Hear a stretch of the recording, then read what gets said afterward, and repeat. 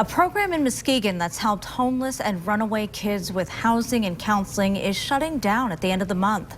Webster House Youth Services says a change in the way it's funded by the state has significantly changed its financial situation, and it can no longer operate. 24 News 8's Tom Hillen talked with the executive director of the organization about what this means for the community. Tom? Well, Marley, between their two youth programs, Webster House says they help about 100 kids in the Muskegon area every year.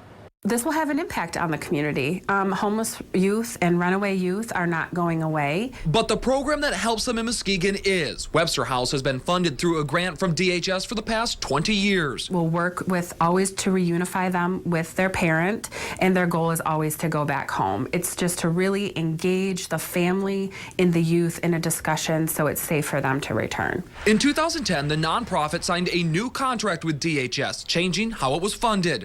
Before the new contract, Webster House was simply reimbursed for their monthly expenses.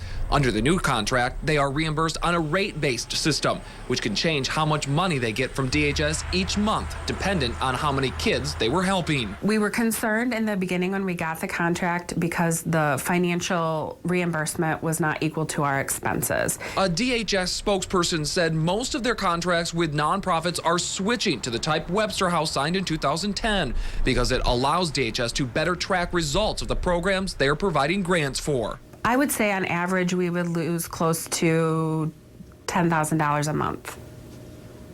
And you just can't survive? We cannot. We simply can't survive like that.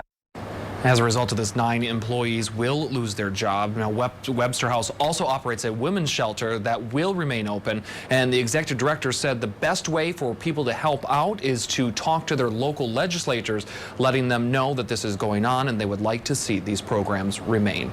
Live in studio control, Tom Hillen, 24 Hour News 8.